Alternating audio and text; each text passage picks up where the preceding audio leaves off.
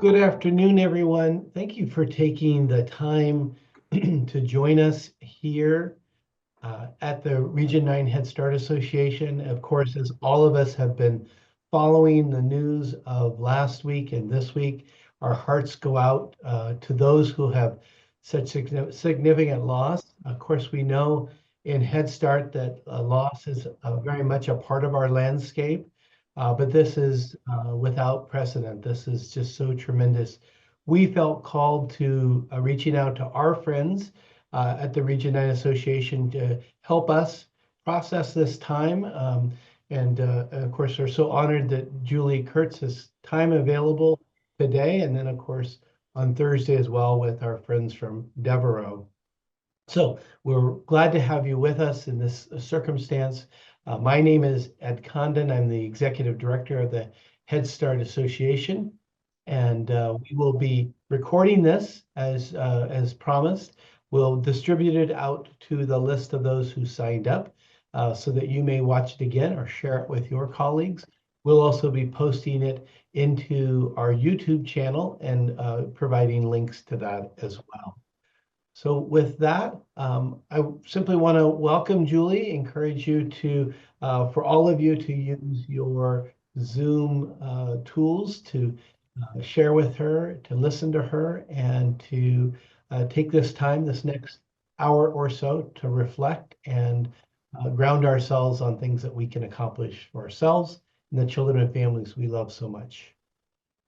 Julie? Thank you, Ed. And I know when we feel out of control that it gives us a sense of control when we can do something, when we can learn something. And today we're going to be talking about mostly supporting children under the age of 10 in the aftermath of any type of uncertainty, crisis, or traumatic event. And there will be also some paying attention to the adult in this picture as well. So why don't we get started with just a picture of, I grew up in Pacific Palisades, and the picture on the left is a picture of my home that I grew up in my formative years, and my brothers standing, me and my brothers standing in front of that house. And we went to Pacific Palisades Elementary and to the Catholic school Corpus Christi, which all subsequently burned down, including my home. And I'm a part of Facebook groups with folks who lost their home. And I'm very grateful that you would dedicate an hour, hour and a half of your time to think about how we can support our most vulnerable children. I can't imagine if I would be that age right now and have gone through that. And we have to find ways to help our children, especially who live in these vulnerable nervous systems. I'm going to give you a little science behind that before we get started in the top tips to support children during times of uncertainty or traumatic stress or natural disasters like this. Now, many of you may already know this, but in between your mouth and the base of your neck is your hind survival brain. We share this part of our brain with all the functionality of all reptiles on the planet, but it's a life-saving part of our brain all day. It is working really hard to keep us alive on the planet as long as possible. So what it does is it actually gives you sensations like hunger. So you eat, so you live longer. It gives you the sensation of yawning. So you feel tired, so you sleep, so you maximize the amount of time you're going to be healthy on the planet. If you're driving on the freeway and someone accidentally cuts you off, immediately it dilates your pupils, increases your blood pressure, increases your heart rate, your body temperature, in order to mobilize all the sensations away from every other body function to your hands to swerve out of the way to save your life. It's the life-saving part of your brain. It's responsible for 3 F words: fight, flight, and freeze. If you were in an earthquake right now, immediately you would mobilize your body to get under a table. These are the kinds of life-saving parts of our brain, which is great in a real emergency. We're going to go back to the hind survival brain in just a moment. Let's go to the limbic brain in between your eyes and your mouth. In that blue limbic brain, we share the same functionality with mammals on the planet. In fact, this part of our brain is responsible for something very different. It houses all of your emotions: happy, calm, small, medium, large.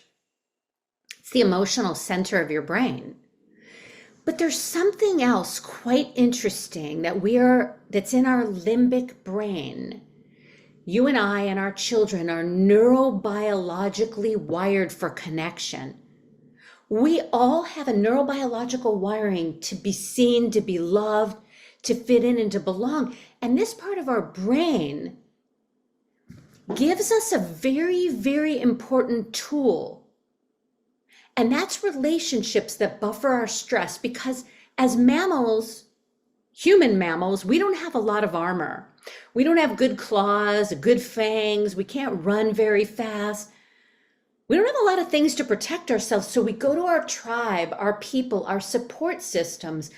And that's why what Ed is doing today is so beautiful at Region 9, because bringing us all together is a way to buffer our stress, to support one another, and to extend that support to our children so we can buffer their stress and the long-term possible impacts of a traumatic event on the nervous system of the most vulnerable children.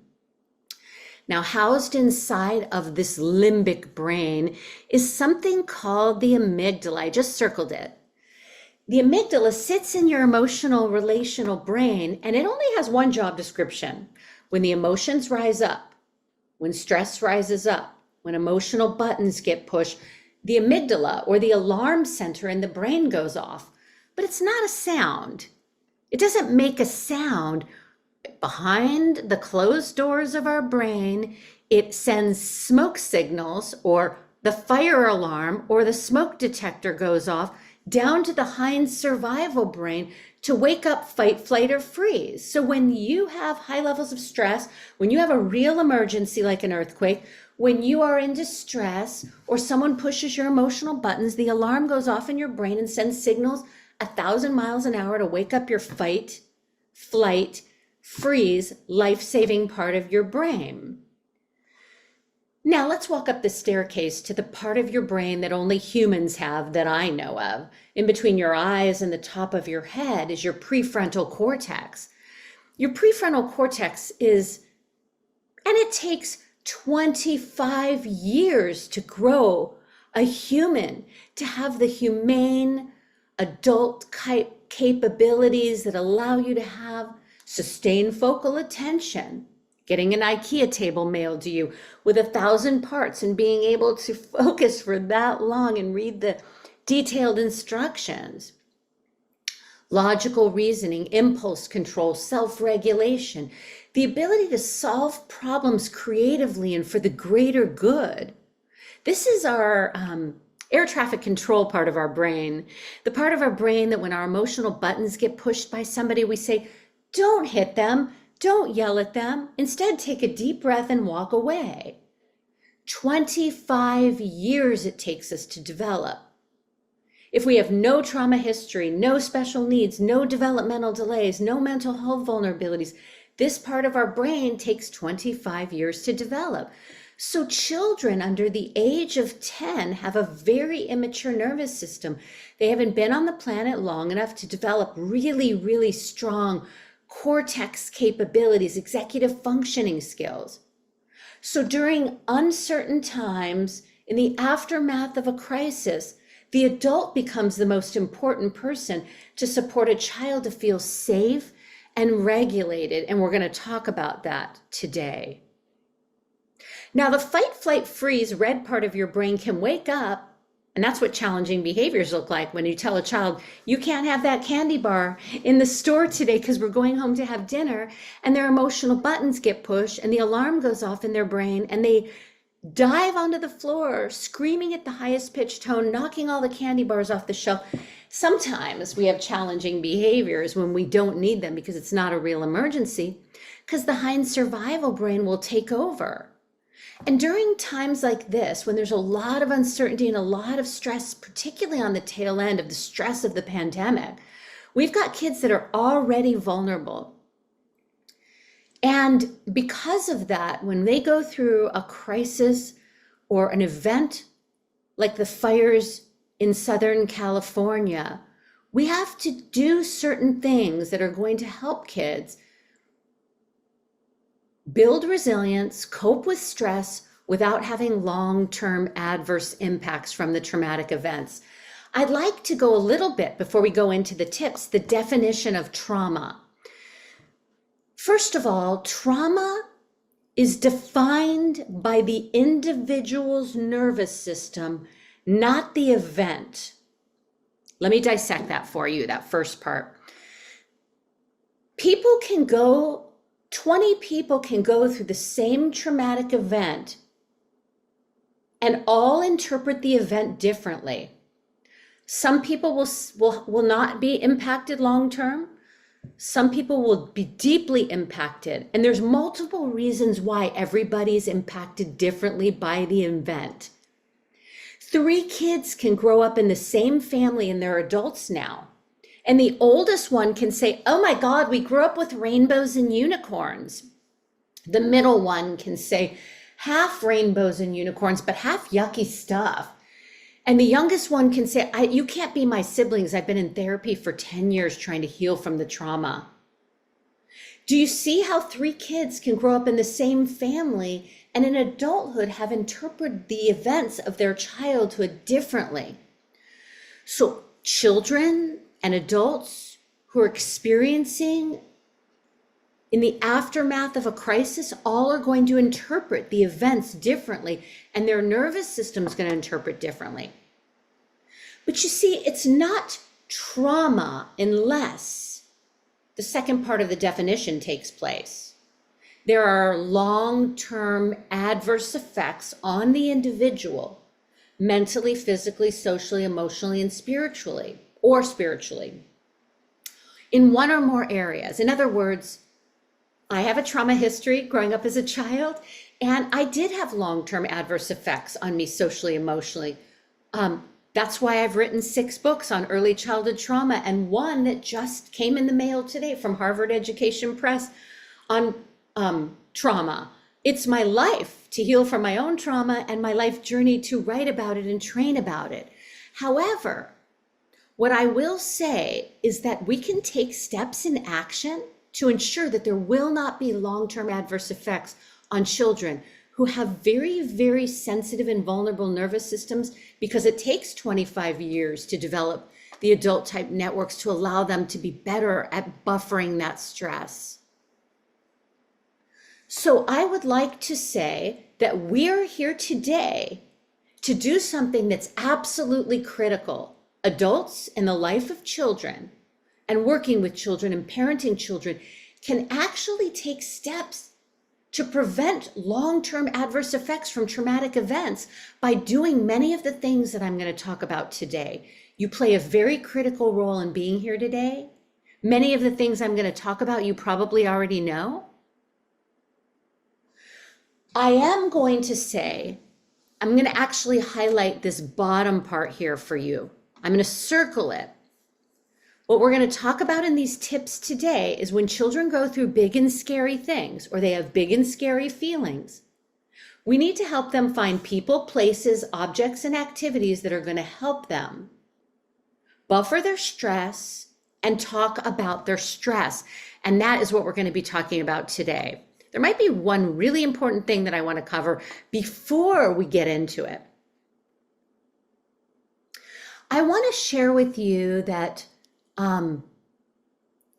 when we help children talk about their stress, shake their stress out, draw about their stress, that's one of the ways that we can help them expel it from their body so it doesn't get time-stamped in their body in memories that are associated with stress.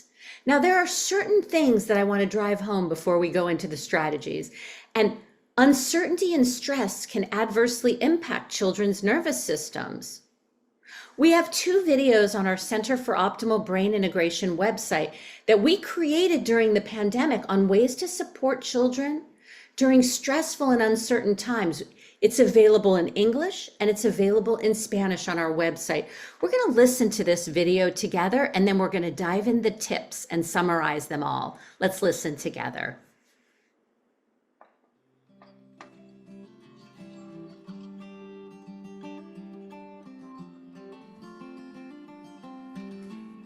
Now more than ever, we need to come together to support our children so they feel safe during these stressful and uncertain times. There are many ways you can help your children to cope and build resilience. Provide extra support and reassurance. Let them know they are safe as often as you can. Do your best to stay calm. Stress is contagious and children are affected by the mood of adults around them. Children depend on adults to support their emotional regulation, so when you remain calm, you help children to feel safe. Be aware of your worries and limit talking about them, as this can increase their stress significantly. Follow a daily routine as much as you can manage. In stressful times, consistency and predictability is calming for children. Having consistent times for meals, play, book reading, bath, and bedtime will help children to feel a sense of order, which is soothing and reassuring. Acknowledge children's feelings. If a child shares something that is bothering them, do not respond, "Oh, don't be worried," or "That is silly," because they may feel embarrassed or shut down. Instead, confirm what you're hearing. "Yes, I can see that you are worried." Let children know it is okay to experience a range of feelings. Research shows listening with compassion is the strongest medicine for calming down children's stress response systems. Prevent children from watching or listening to daily news coverage. When young children hear about stressful and traumatic events, it scares them and makes them feel unsafe. Share simple steps you and your family are taking to help keep everyone safe, like washing hands regularly.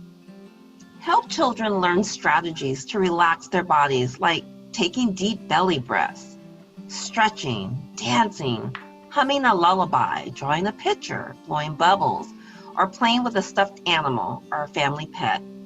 Help children have fun. Provide them with opportunities to do activities they enjoy each day. Spending time outside, reading their favorite storybooks, telling a joke, helping you fold laundry or make dinner offers moments for connection and fun.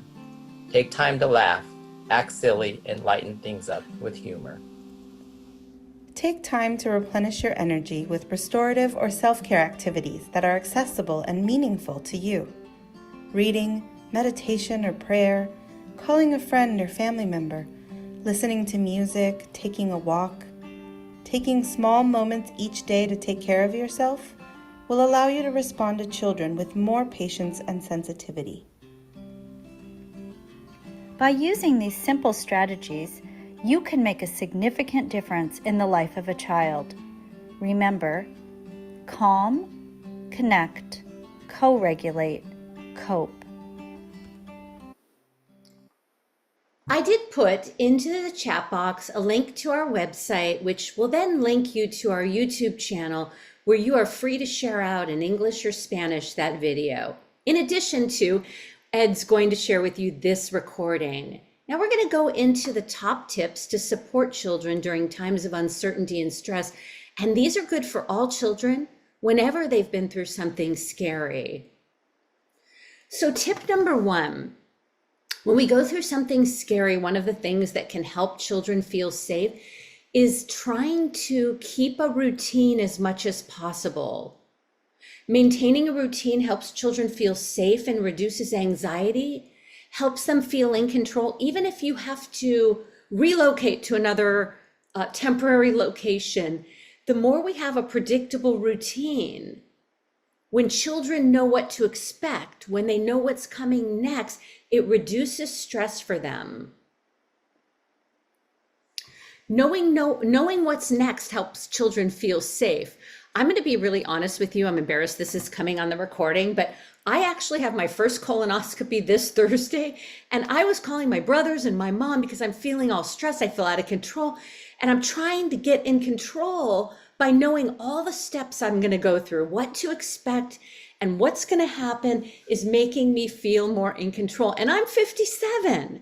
So I'm thinking, what is it like to be a young child when they go through scary things or change happens?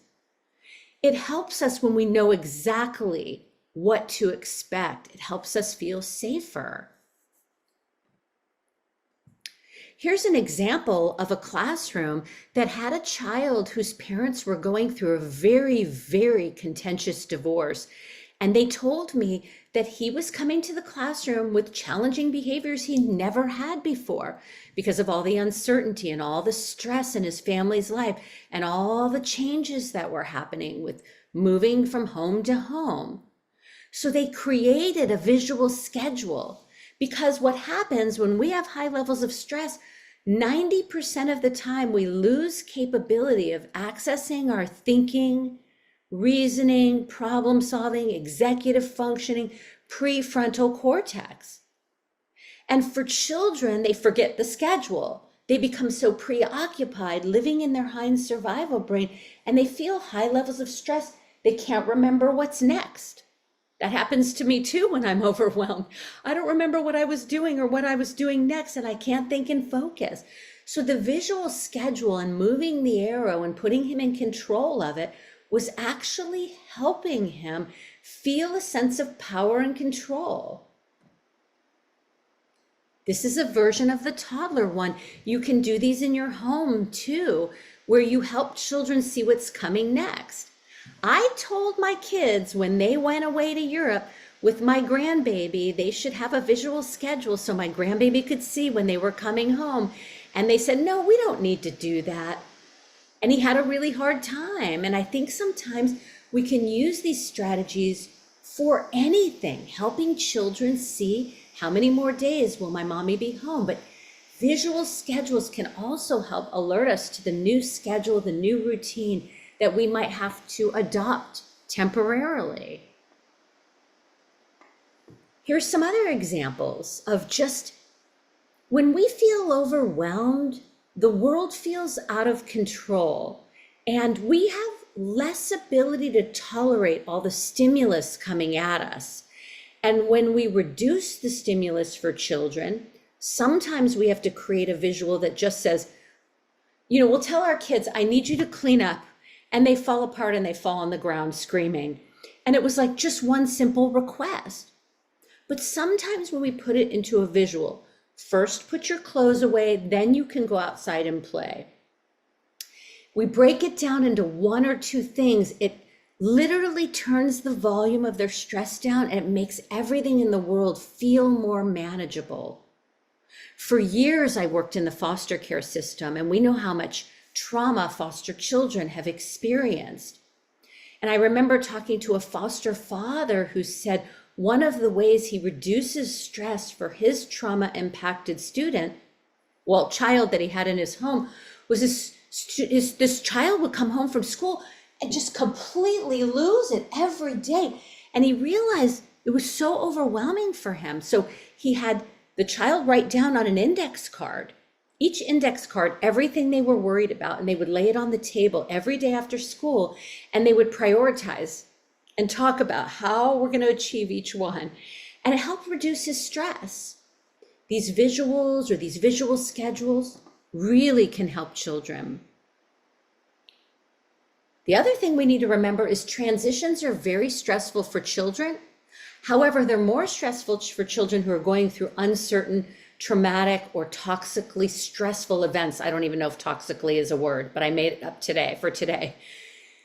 So what we need to realize is that to do a transition, it might be taking a bath to go to bed. It might be going to school, getting out of the car to go to school. It might be leaving the home. Simple transitions that before never caused a tantrum are causing a tantrum now. One of the things we can realize is the act of moving our bodies from one thing to another triggers our stress response system for all humans.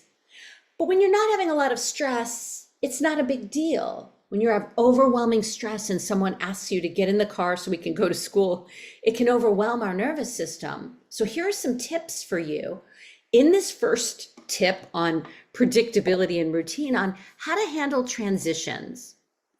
First, for kids that are going through a lot, we want to try to minimize the number of transitions. The second thing, we want to provide not just verbal, hey, 5 more minutes. That's good if you give them at least 5 minutes to get their body ready to transition. But remember, 90% of the time, the thinking and listening part of the brain shuts down. Your verbal words will not be processed by the children. So we can use a visual, or we can use a verbal paired with an audio cue, like some chimes or a little sign that says 5 more minutes, or a timer. That's going to increase their body's ability to say, okay, this is coming soon. I'm going to get my body ready. You'll reduce challenging behaviors during that time. Sometimes when our kids are going through more stressful times, they need us to support them during a transition where maybe they didn't need it before. I might need to get down to their level and help them clean up, or let them know there's 5 more minutes, and then help them through the transition.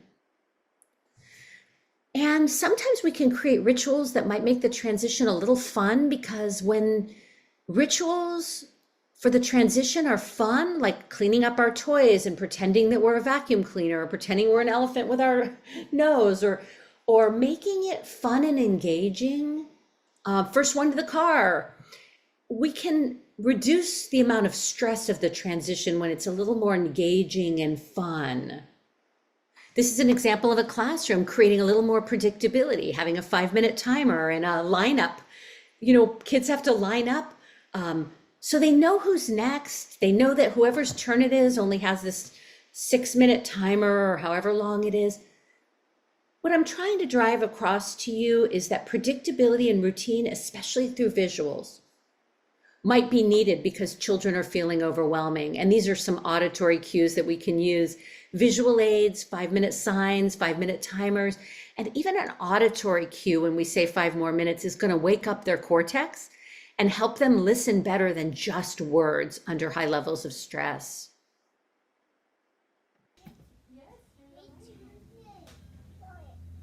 Just examples of a teacher in an early childhood classroom using some auditory cues to help transition children. This is an example of a teacher who actually used butterflies to transition the kids from one room to the next. Let's fly like butterflies from one room to the next. Slow. That's fast? Oh, how do we move slow? This. Please follow Miss Karen.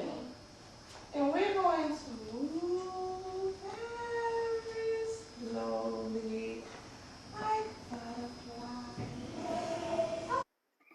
I love the little girl in the background who's like dancing like a butterfly. You see, this transition could have had a lot of challenging behaviors if it was line up, we all need to go. But the teacher making it fun, teaching slow versus fast, but really making it engaging really can reduce children's stress. I'm wondering if we can elevate some of the collective wisdom in the room. I invite you at any time to raise your hand if you want to share something that you do, or type in the chat an example of a ritual or a routine you use to reduce stress during transitions. How do you create predictability for children? Something may be coming to your mind and you might feel comfortable typing in the chat. You might feel comfortable unmuting. I'll take a look and see if anybody has any thoughts. Cleanup toys using kitchen tongs. What? I've never heard of that one.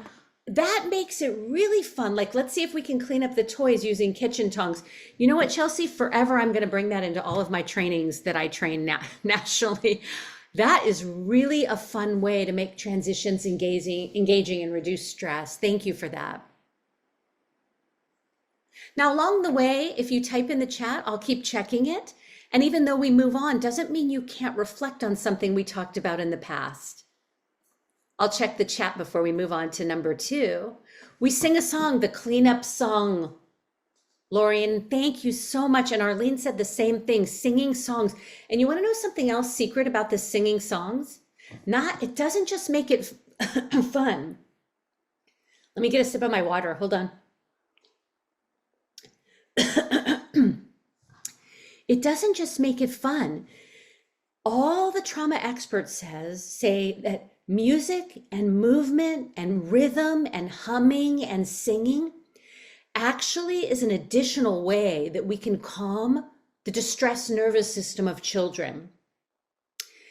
It's a very long story, but it's called bottom of the brain pathways to regulate the subcortical regions of the hind survival brain, humming, singing, movement, rhythmic activities, swaying, what Maria said in the chat, yoga, all of those things are going to be an additional way that we can regulate.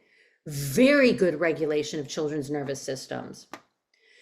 Tip number 2, keep your stuff coming in the chat box at any time. And every time I see it light up, I'll take a moment at the right time to read it. If you privately message me, I will not say your name. Okay. Tip number 2, many of us grew up with parents who taught us not to feel comfortable with feelings. I did. Well, maybe you grew up in a family where females were only allowed to have happy feelings. Maybe males were allowed to have angry feelings, but females were not. I'm making this up, but just you may have been raised differently based on your culture, your family values, or you should have been seen and not heard. But today, we're going to elevate different research. Listening to children's feelings, helping children name their feelings, helping children express their feelings, even if it's drawing them through a picture or acting it out through play, is absolutely critical. The research shows that naming your feelings calms big feelings. It is really important that we give children pathways to draw, to talk, to cry, to play it out with dolls, because this is the way they expel the stress from their body. I love what Linda said in the chat. Creating lavender Play-Doh with dried lavender and having children use mortar and pestle. Linda, this is absolute wisdom, because another pathway to regulate the activated nervous system is sense, olfactory, and sensory objects that we can squeeze with our hands like Play-Doh. So now Linda's bringing in 3 strategies: olfactory, sensory with Play-Doh, and I imagine Linda sitting next to the child, giving the child positive relational connection. So I'm going to say there are 3 pathways to regulation right there. So ways we can help children name their feelings is have a feeling check-in chart where they can put their name or their feeling face. I've got a couple of great resources I'm going to show you in just a moment. This is an example of a child that has had a lot of emotional literacy training. He was adopted by 2 moms out of the foster care system, and they did intentionally teaching of emotional literacy. So this child actually, in the middle of an emotional emergency, is able to access the expression of his sensations and his feelings. It's only 7 seconds, but let's watch. I know I was starting to get mad. See my red cheeks? I see your cheeks. That means I'm getting mad. Why are you getting mad, Emmy? Because It's just a miracle that he could have had so much trauma, and in the middle of an emotional emergency, he can tell his mom, see my red cheeks, stomp my feet, and use those words. So intentionally teaching is important, but giving children a pathway to express feelings is absolutely critical. Here's some examples of early childhood classrooms promoting emotional literacy. And the second video is what I'm going to show you, because it's actually a child that feels a little nervous and stressed about something. And by giving him a pathway to express a feeling, the teacher's able to gauge, oh boy, this child's going through something scary. I need to talk to him about it after. Let's watch together. Andy, how are you? Stand up, taunt us. How are you feeling today? Ooh, he has which one? Are you feeling scared? Why are you scared? Because of you going? Are you going somewhere? Where are you going? On a trip. On a trip? Oh, I think your mommy did tell me that you guys are taking a trip soon. They're gonna go see Big Brother. Oh, but you know what? Sometimes it is a little scary to go on trips. But if you go with your mommy, you'll feel safe. Yeah, we can talk about your trip, okay? We'll remember to talk about. The reason why I love that is because the teacher actually took time to go talk to mom, to talk to the child. The more we allow children to be able to talk about the things that they're going through, and you know what? They may not have the words, but you can see it in their face. You can see it in their behavior. You can see it in their nonverbal cues, and you can help them find ways, not just by talking about it, but playing it out. I'm going to share some more ideas with you on our website. It's free in English and Spanish. We have a social story for young children that allow you to sit down with them and help them identify a feeling they might have in the moment. You can download this, you can laminate it, you can have an erasable marker, you can just have them fill it out. It's a social story, it's very simple. Introduces children to 4 feelings that they might have: happy, sad, mad, scared. And we show children sometimes our feelings are small like a mouse and sometimes they're big like a lion. And our feelings can change throughout the day. This is one feeling that I have right now. And you might invite the child to draw a picture of what they're feeling. And ask them, is the size of your feeling big like a lion or small like a mouse? And to feel safe and to feel strong and to feel calm. It's important we learn to find ways to help our big feelings feel calm. When we're calm, we don't have big or smaller big feelings. When we're calm, we don't feel worried or scared, and we feel still and relaxed and safe.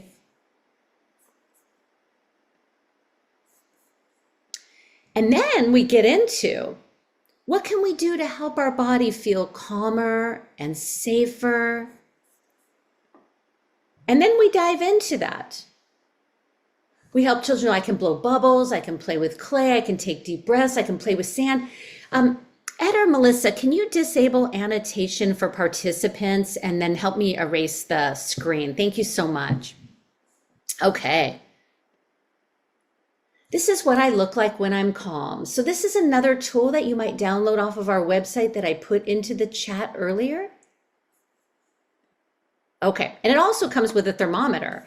And on that thermometer, it has red, meaning big emotions, and orange, yellow, green being calm. So we could put a Velcro arrow, get a feeling chart, and ask children to tell us the size of their emotions. I also have a free app that I designed. It's called Trigger Stop, Sensory and Emotional Check-In, and it is designed to help children under the age of 8 non-verbally express to you what they might be feeling in their body. I'm going to go very quickly through it, but we have a 22-minute video and a 16-page user guide in English and Spanish on our website under the free resource tab. And children can use the app to pick the color of their body that they want, to take pictures of what their face might look like, to drag emoji faces down to the body, or even the sensation images on the right-hand side that represent green calm, red fight, blue freeze, and orange I want to run away. And we can feel things in our body like a roller coaster in our belly, or we feel safe and calm like a sun in our heart. So I just wanted to share with you that there is also a paper version of our app. And in the paper version, you can help print it out and have an automatic feeling check-in and kind of our body sensation check-in with these images. Lorraine shared that she uses an emotional chart, but after listening, you're going to move to more individual check-ins as well. What a beautiful thing to think about, Lorraine. Thank you so much. One of my favorite books in the emotional literacy category is Listening to My Body by Gabby Garcia. I think good for 10 and under. It's available in English and Spanish on Amazon, and it will help children identify sensations in their body, feelings in their body, and strategies to help me calm when I have overwhelming feelings. I'm going to pause for a moment and invite you on the second tip to just share out any of the tips you can share out. Laureen already shared an emotional chart that she's using, something she wants to add to her toolkit. You're already getting a bunch of additional resources you might use with children on our website. But feel free to unmute and share, or share something in the chat. If we don't see anything, we'll move along. If I move too quickly, then you can share still and we'll read it a little bit. Tip number 3, as you think about whether you want to raise your hand and unmute or share in the chat, we're going to move to tip number 3. Tip number 3 is so important. Play and spend quality time with your children during times of uncertainty and stress. Some of the most important things that we can do for children is let them borrow our calm to calm their own. Connection provides children with co-regulation. Put all your distractions down and try to carve out some one-on-one time with the child, playing with them or having fun or doing something with them. Your presence is one of the most powerful ways that we can regulate children. Marissa shared something in the chat. They created emotional dice and had a child use a mirror to copy the emotion that the dice landed on. Oh, so there's a feeling face on each side of the dice, and when they land on that emotion, they have to kind of act it out or have their face, and there's a mirror so they can see what their face looks like to build self-awareness. Gosh darn it, I am so glad we're elevating the collective woman. Thank you, Marissa, for verifying that I got that right. Incredible wisdom. We learn from one another. Thank you for sharing. Now, before we get to tip number 4, I want to say one more thing about tip number 3. There's this thing, you know that house that I showed you? I grew up in Pacific Palisades. I distinctly remember the wooden television. I'm 57, so I distinctly remember the box wooden television. It had a rabbit ear antenna. And as a little girl, I'm embarrassed to say we only had 4 channels. And me and my brothers were the channel selector for our television. Our parents would say, get up and change it to channel 4. And we'd get up and we dread changing it because when you change the channel, the picture was like, and you had to go to the rabbit ears and you had to move them while someone would say more to the left, more to the right. It would take like 10 minutes to change a channel, my folks here. 10 minutes. Why am I telling you this story? Because the modern day version of this is that the adult is the external Wi-Fi to the internal world of a child. When the adult's Wi-Fi channel is on stress, their face and their tone and their body language is going to show it. And guess who's going to be the first to absorb your stress? Children. Pretty soon we're going to talk about one of the tips being adult self-care and strategies to calm the adult, because the child's absorbing your inner world. And so connection and playing and having fun and staying calm to co-regulate the child is absolutely vital during these times.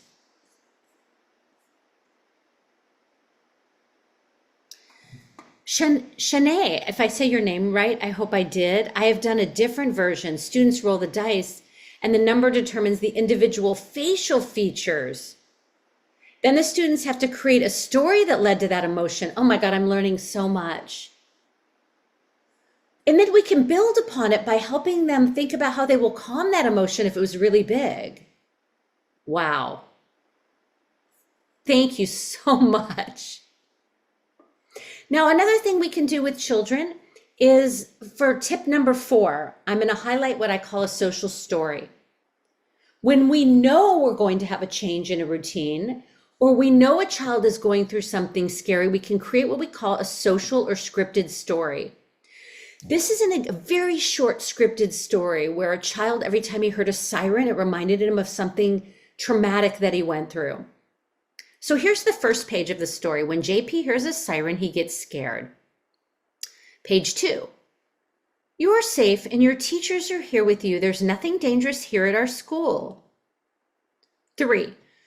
When he gets scared, he can go to the cozy area, use a blanket, cover his ears, or just sit and relax. Number 4. When JP is ready to join his friends, he'll wave his hand. But see, we don't just have to do this in schools. We can do this at home. If you would like a little tip sheet on how to write a scripted story for your child to help them find ways to cope, email me on the PowerPoint that Ed's going to provide, or on the website link that I provided is my contact information on the contact page of the website. I'll put it in a little bit later. You can email me and ask me for the scripted story tips on how to write a social story for children. But there's also a link right here on the bottom of this page that you can type into your browser, and it'll also give you some tips and tools on writing social stories that help children during scary times or when they feel scared or worried about something. Tip number 5. When children go through something scary, their inner world feels out of control. They are stricken by grief and sadness and emotional reactivity. They often don't yet have the resilience skills to cope.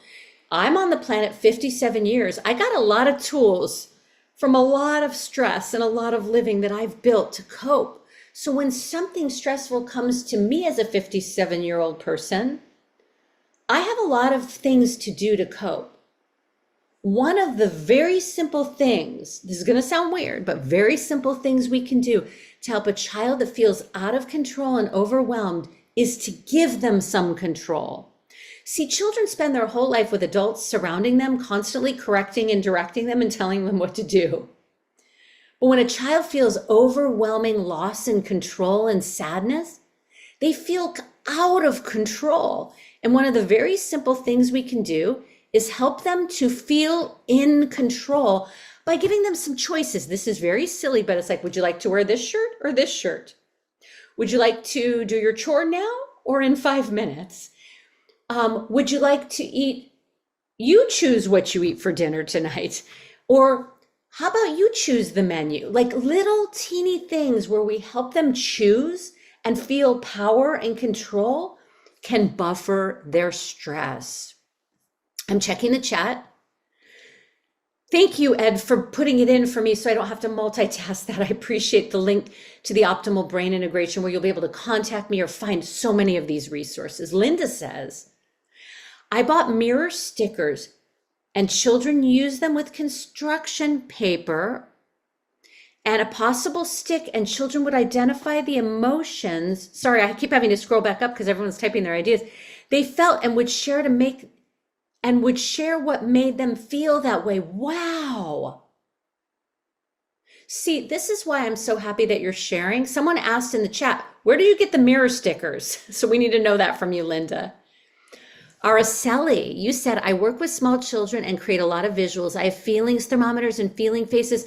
I put helpful tips on what can do to help calm their body. Yes.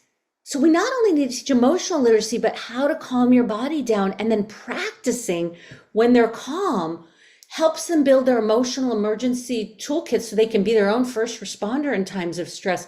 Araceli, thank you so much.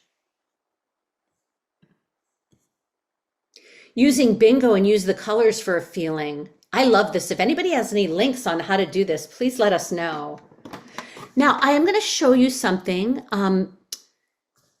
This is a video of a little girl in Northern California who experienced the fires in Sonoma. And this is her adult that's with her. And I want to show you how powerful. Children might not use their words to say, I'm scared, mommy, I'm scared, teacher, but they will act it out through their play, because play is the #1 way that children communicate the inner world of what they're experiencing. Now watch this little girl express what she's going through in the aftermath of the fires, and watch and listen to how the adult does not correct and direct her, but instead encourages her by commenting in ways that help her feel safe. Let's watch together. It's very quiet, but there'll be subtitles, and I'll turn the volume up as much as I can. This one has a kid. We better get that kid out. This family has a kid. Do you need help getting that kid safe, or you got it? Got it. Oh, good. Lots of kids that still left in the home. There you go. Yes.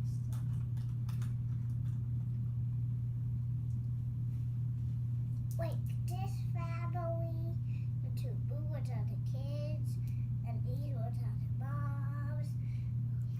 And they're all on their way to Safe Town? Yeah, even the rock family.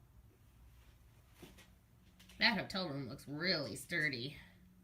Yeah, it is.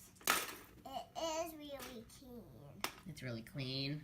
Yeah. And strong, it looks like. Yeah. I'm getting everyone in there Good idea. with the families. And even this family, which is only a curd and a baby. There's only a curd and a baby. Just a coin and a baby, so it's like a mommy and a baby? Yeah. Yeah, they should go be safe too. Yes. That's the eyeball family. Oh, the eyeball family. Get in that hotel room, eyeball family. In the hotel room. You're the west to go. Oh, and there's a walking with. Oh, don't leave behind any kids. There you go. Now everyone is safe. Everyone's safe. Oh, what a relief. Do you want to see them? I do.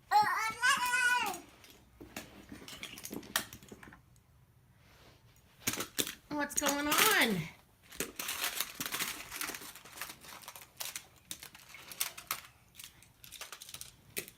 And now the whole town is messed up, but the fire is gone. Oh, the fire's gone. Oh, phew. So now what happens? But the whole town is messed up. The whole town looks really messed up. What are they gonna do? And there's still one fire left. There is. Oh. Wow.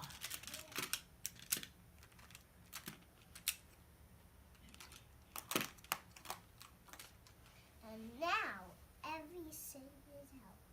It's all out? But all of it is messed up. It's all messed up. What should we do? What should we do? People, you can come out of safe town. Should they come out of Safe Town and start fixing up their town? Yes. Okay, let's do it. Let's open the door. Let's open the door. Come on out of Safe Town, everyone. We'll set up a really good school for the kids while the grown-ups fix up the town. There, here they come. Everyone, it come out. The fire's gone. Even your little baby.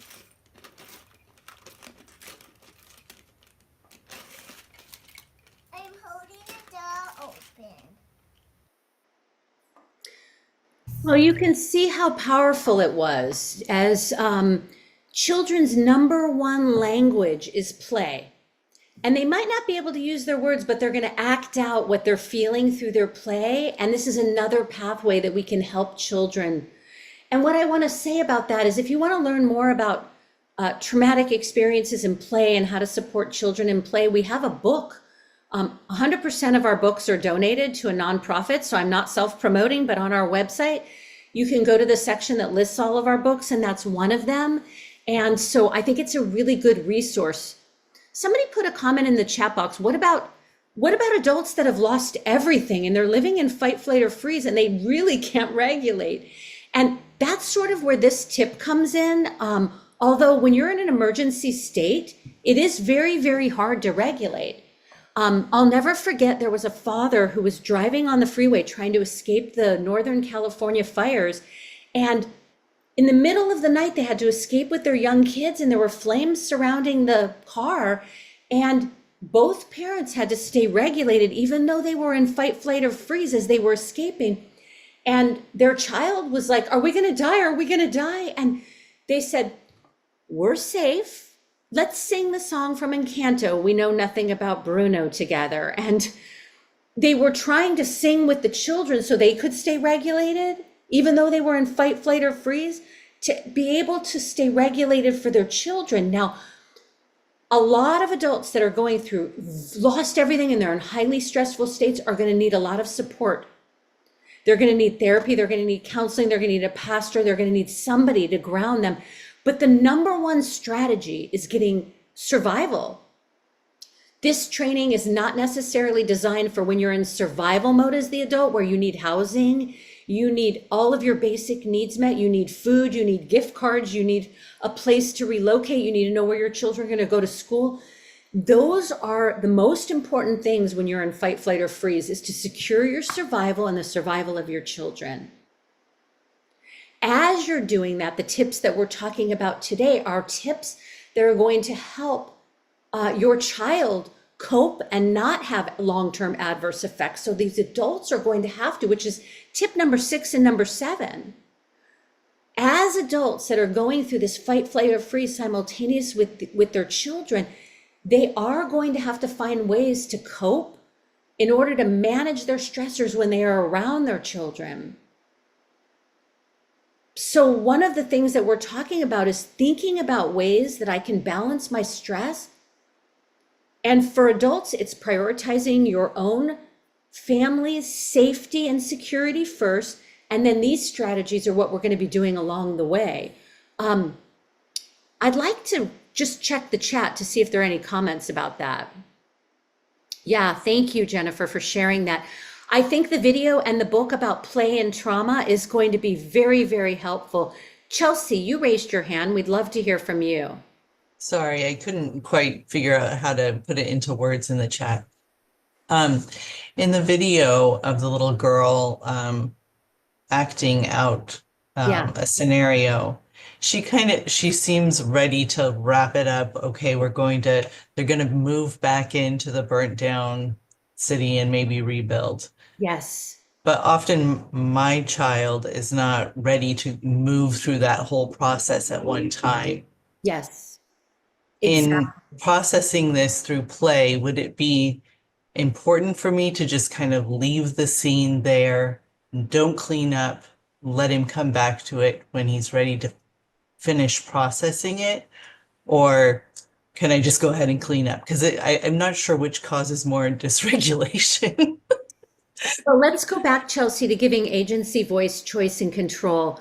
Play is not so clean. Children who are going through a traumatic event often repeat over and over and over their themes.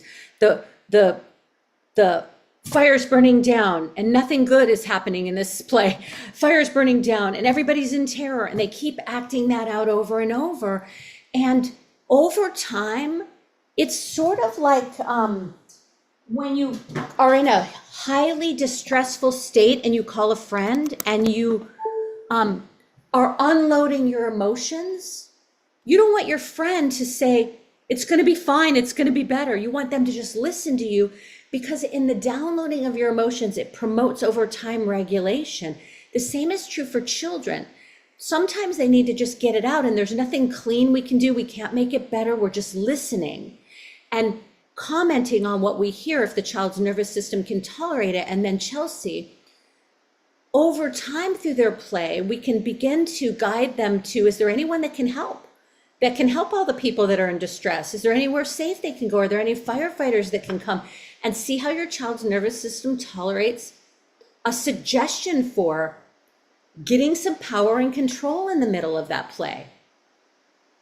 And so anybody who wants to learn more about trauma and play, whether you're a parent, you're a caregiver. So back to Chelsea's question. Chelsea, I don't know the answer. I definitely wouldn't clean it up. I would ask your child if we're ready to clean it up or if we want to leave it here, because essentially, It's like drawing a picture of what I'm feeling. If we clean it all up, they might not be ready for that. So I think you had some wisdom there in wondering about it, and maybe giving your child some agency, voice, choice, and control in a situation. Said, would we like to keep it here and finish playing tomorrow? I think that was a really important comment that you made. Thank you. Yeah, I didn't realize what I may have been doing until I watched the video, and the mom's ability to kind of let her child decide what happens next rather than saying, okay, it's time to clean up, and getting rid of all the thoughts and feelings that she was having. Yeah, the Thank you. you cleaning it up, Chelsea, might be like taking their whole story and cleaning it up, and being really careful with that is going to be critical. Thank you for that. And again, we're on this theme now of adults, which is we have to stay calm to co-regulate children. And one of the questions in the chat box is, what if we can't stay calm when we're in fight, flight, or freeze? And this is a really hard question to answer because everyone lives in a different nervous system and everyone has a different capability in the moment. But again, let me emphasize, it's always prioritizing getting your family's basic needs met of safety and survival. And these tips are more for in the aftermath of that, and adults needing to learn what are the best strategies I can adopt and use so my child, who doesn't have the skills that I have, hasn't lived on the planet for 20, 30, 40, 50, 60 years, can't cope as well, and they need me as their primary caregiver to be the strong, safe, bigger, wiser, kinder person where they can borrow the calm to calm their own children's nervous systems. So I do like this quote that comes from our book, Trauma Informed Practices for Early Childhood Educators. It is vital for young children who are experiencing traumatic stress to have caregivers who can support them to re-regulate their distressed bodies and dysregulated behavior. Many of them, especially under the age of 6, can't regulate in the face of traumatic stress because they've only lived on the planet 5 years, 6 years. They don't have a lot of tools. The number one way young children regulate their body is through the calm co-regulation of an adult, like a beacon of light to show the child that they are safe. I'm going to be honest with you. One of the things that triggers my trauma is feeling trapped. So when I'm on an airplane, I have to sit by an aisle seat. Unfortunately, I was on a flight to Thailand and we stopped over in Japan and there was an ice storm and we were trapped on the tarmac on the airplane for 7 hours. Can you imagine the trauma trigger that I had? But I looked around the airplane and everybody looked calm. And it was the calmness of those around me that kept me sane. Like no one else is panicking. No one else is screaming, get me off this plane. And I'm in my 50s and this happened to me. Imagine living in an immature nervous system. The only beacon of light you have to tell you that everything is going to be okay is the adult's calm, regulated nervous system. And by the way, you can be in high levels of stress, kind of like a duck on a pond, with looking like you're running smoothly, but underneath your feet are paddling like crazy. And that is a little bit of the adult's job, is to help the child borrow their calm to calm their own. And the interesting thing is, a lot of our stress shows in our facial expression and our tone of voice. If you were a child and you had these two parents' faces coming up at you and you were in distress and scared by what we're going through, which face would calm you more and which would cause more distress? All the trauma experts say that the top way children decide whether they should move to dysregulation or stay calm is the face and the tone of the adults they're most attached to. The face and the tone of the adults they're most attached to. The hind survival brain decides, should I be scared or not, by the face and the tone of the adults around them. We only have 2 more tips. Tip number 8 is, if you can find books, and I've got a great book on the fires for young children. If you can find books and read to the children books that are relatable to their situation, and I'm going to show you one of those books in just a moment. Maybe Ed or maybe Melissa can find it for me. It's called Trinka. It's Pipolo Productions. Trinka and Sam, I think, how they dealt with the fires. Let me tell you privately in the chat. Otherwise, I can show you in just a moment. It's PIP, Pipolo Productions. If you Google what I privately sent you, Ed, in the chat, Pipolo Productions, and then you can search for that Trinka and the fires. If not, I'll show everybody in just a moment. Pat, you posted it. Thank you. Pat, I really appreciate you. Pipolo Productions has 2 books that we can download for free. Trinka and Sam, which is specifically about a scripted story about fires. And then on the same site is and thank you, Ed posted a different link, but the same pathway to get there. There's another book on Pipolo Productions called Once I Was Very, Very Scared by Chandragosh Ipin, which are all animals who've been through something scary. And the adults come in and help them find pathways to safety. This is what the book looks like. Once I Was Very, Very Scared, also found on Pipolo Productions. Those 2 books are phenomenal when kids are going through scary things. I also want to give you another resource that is absolutely incredible. It's an app called Help Kids Cope. Maybe Ed or Melissa can find the link to that too. I'm sorry, I'm not prepared with these links. I feel bad. It literally is an app where you can click the natural disaster, wildfires, tornadoes, hurricanes, earthquakes. Then you click the age of the child, early childhood, elementary, and then it gives you all these resources on helping children cope. So if you're on this webinar today, no matter what age you're working with, this app will give you more resources on how to help children cope. It's a phenomenal one. Tip number 9. I'm checking the chat to see if there are any comments for me. Environment strategies that we can put in the classroom or in our home that are another way to help a nervous system calm. And by the way, this is true for adults and true for children. These 6 environmental strategies are some of the fastest pathways to regulate the subcortical regions of the autonomic nervous system.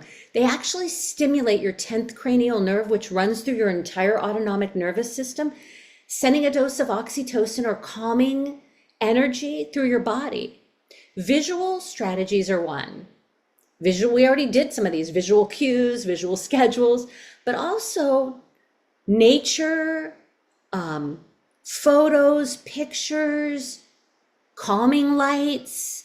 The second one is auditory. We talked a little bit about this today, music and humming and singing and going to quieter areas. The third one is tactile. Tactile are textured objects, Play-Doh we talked about in the chat, sensory objects, fidget toys. The next one is vestibular. That comes from movement and rocking and swaying. The next one is proprioceptive, where we get deep pressure into our joints. Someone put in the chat box, yoga. My number 1 way to calm my nervous system is proprioceptive. I do a lot of walking and a lot of exercising because I learned since I was 15 years old that deep pressure into my joints is my primary way to regulate my nervous system. So when we're thinking about adults or children, these pathways are good for all of us. All of us have a primary way to do it. Oral is the next one. Many kids, many adults calm through oral strategies. You're welcome, Jennifer. Thank you. Oral strategies, for many of us, it's talking about our feelings, or it's chewing on something, or taking a deep breath. All of these strategies are different for every child's unique nervous system, but the more we bring them into the lives of children, the more they have pathways to regulate their sensory response system. The last tip, which I think is going to be good for kids and adults. We take 17 to 20,000 breaths per day and have 10 pounds of muscles around our lungs. And we can actually, for ourselves as adults or with children, help them calm their nervous system by using their breath. The breath is the remote control for self-regulation. Of the 17 to 20,000 times you breathe, the inhale stimulates your sympathetic nervous system and acts like an accelerator or an energizer. And the exhale stimulates the parasympathetic nervous system, which is the brakes of your autonomic nervous system, and helps slow you down. So one of the things we can do is teach children or help children. And I'm going to give you a bunch of resources that not only include pathways to manage big emotions, but also breathing activities like B is for breath or breathe like a bear. These are some of the top tools. Yoga Pretzels have 52 cards in the deck. Mindful Kids have cards in the deck. Calm Down Time is for toddlers. All the rest of the book is like probably 4 to 10-year-olds. But I want to give you as many resources as possible that are ways that you can help children calm their body when they have overwhelming emotions. Breathe, Think, and Do is another app from Sesame Street. You're exactly right on. I love that app. Thank you, Lana. That is an incredible resource from Sesame Street. Sesame Street has a lot of trauma responsive videos too, where Elmo breathes, takes belly breaths. So you can Google Elmo's belly breathing. I don't know if I have it here in this PowerPoint today. Understanding My Brain and Becoming Humane. This is the book I talked about that I wrote. It's available in English and Spanish, but through the lens of 4 animals. Lizzie the lizard plays the hind survival brain. Elsie the elephant plays the limbic brain. Malcolm the meerkat plays the amygdala. And Ozzie the owl plays the cortex. And actually, this book teaches kids about how each part of our brain can react in stress or calm, but also teaches kids, honestly, Elsie the elephant teaches kids about emotional literacy and sensory literacy and body awareness. And once they learn about all the parts of the brain, Ozzie at the end teaches them how to find pathways to help their body feel healthy, safe, and calm. And it's usually people, places, objects, and activities. We also have a YouTube reading of it in English and Spanish on our Center for Optimal Brain Integration YouTube channel.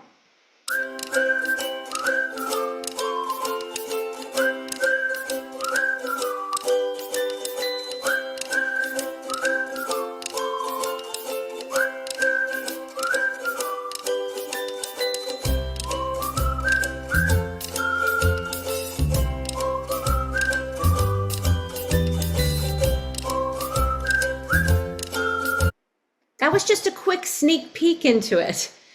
I'm going to pause here, knowing that these tips are for all of us. They're mostly for ways to support children to reduce the long-term adverse outcomes that might be coming from a stressful or traumatic event. But now I'd like to elevate your collective wisdom by unmuting, raising your hand, sharing another resource, or asking a question before we begin to close. While we're waiting to see if anybody wants to share, I will take you quickly to our website so you can see some of the tabs of some of the resources, because my job today is to give you as many resources as possible. Hi, Rainbow. I just saw Rainbow's face once I stopped sharing, and I wanted to say hello to a friendly face. This is our website. Some of the things I was talking about, when you go to the products page and you go to books, and you scroll down, the book that I referenced is Supporting Young Children to Cope, Build Resilience, and Heal from Trauma Through Play.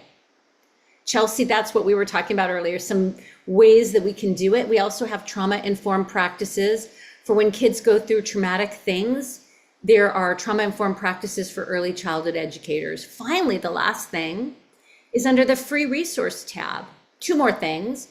That scripted story I told you about on in English and Spanish, as well as the link to our app and the thermometer.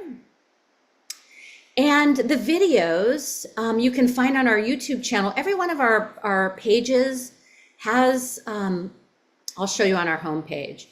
You can see our YouTube channel that you can click to get some of those videos that I referred to. And finally, lastly, children's books.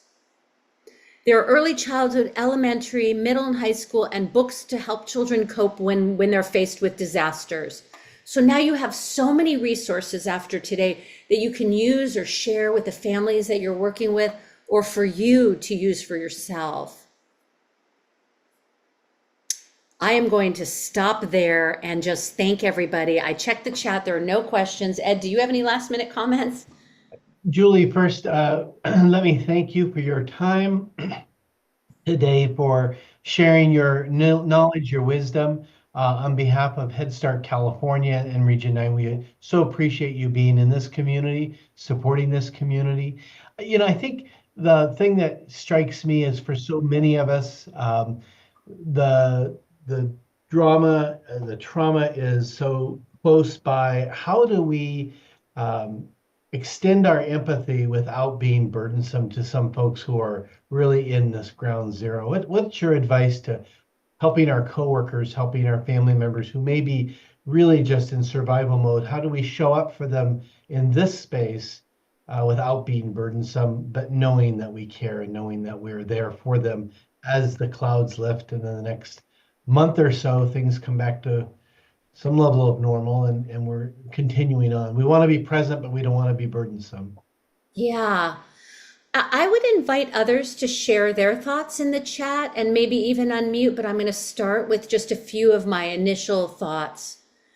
A lot of times when we are faced with people that are going through something that's really scary, unbelievably overwhelming, unbearable in our mind, we often want to mobilize to fix it or give answers or tell them what to do. And I think that we have to remember the greatest gift we can give somebody is listening, giving a hug, telling I'm here for you. I can't believe what you're going through. There's no words. And if we feel like we want to do something, we can donate gift cards. We can donate our time. We can donate money. We can ask them if they need something. And I'm here if you need anything. I'm here if you need anything. And we can even offer specific things, like I can send you gift cards, and you can give them something if you'd like to send them a gift card or send them something. But it really is listening that is the most powerful way, that because tribally we're wired for connection and we need support systems around us to help us get through things. I'm going to see if anybody added anything in the chat. Collective wisdom, I think, is so important. Teresa said, living close to Pasadena this week, will be supporting families who lost their homes by having different activities for them. That's exactly. Orange County said they're opening up housing for people. Everybody has the power to do something different. It could just be a listening ear. It could be an email. It could be kind words. It could be showing up for somebody. It could be giving money. It could be giving time. I think we just have to come together and think there's no right or wrong, but we have to come together to support people. Lana said, for me, after the campfire, it was having someone listen because I needed to normalize what had happened. Listening is the greatest gift. And Lana, when I went up to support people up in Paradise after, we just created a support group for people to talk about their feelings. And what people said to me is that I had no idea what I was holding together for all the children. And now you're giving me this space and I'm going to fall apart. And that's all the entire 2 hours was people falling apart. And I didn't need to fix it. I didn't need to tell them it was going to be okay. I didn't need to give them any. I just literally pulled one person aside in a room and they bawled and they bawled and they bawled and then they left. And I think that's what Lana was talking about, is that we have to give people space to just talk and cry. And that is how we help them get through things. Thank you for your kind words, Emma. I'll take that dose of oxytocin to help buffer my stress. Thank you so much.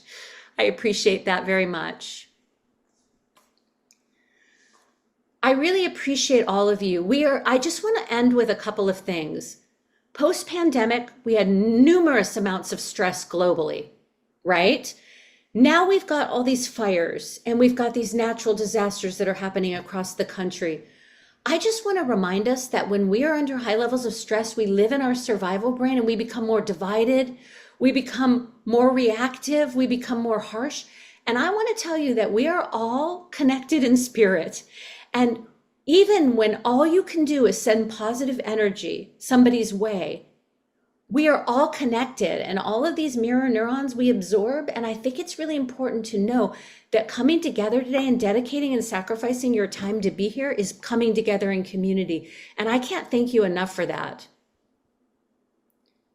Thank you, everybody, so much. Julie, just before we wrap up, I want to point out two things. One is it was brought to our attention that there is a webinar starting at 6 for those who are looking for additional resources to drop in, gain ideas. It's a community gathering for individuals impacted by the LA fires. So you can zap that QR code for that information. And then also, as mentioned, we're continuing to collect donations here at the association. We'll translate those all into gift cards to be sent to the agencies, particularly Pacific Clinics, where we know you'll have a great bulk of folks in the Altadena, Pasadena areas. That disruption to economic life will persist for maybe a year to come. So we want to gain some resources to put in your hands to help soothe the issues of the day in your neighborhoods as well. So thank you again on behalf of Head Start California, on Region 9's Board of Directors and myself, Melissa, and our staff here. We wish you well. On Thursday, we'll have a secondary presentation with Devereaux looking at resilience and continuing to bring strategies forward that will help better equip you to continue the work you're doing with the families you care and love about.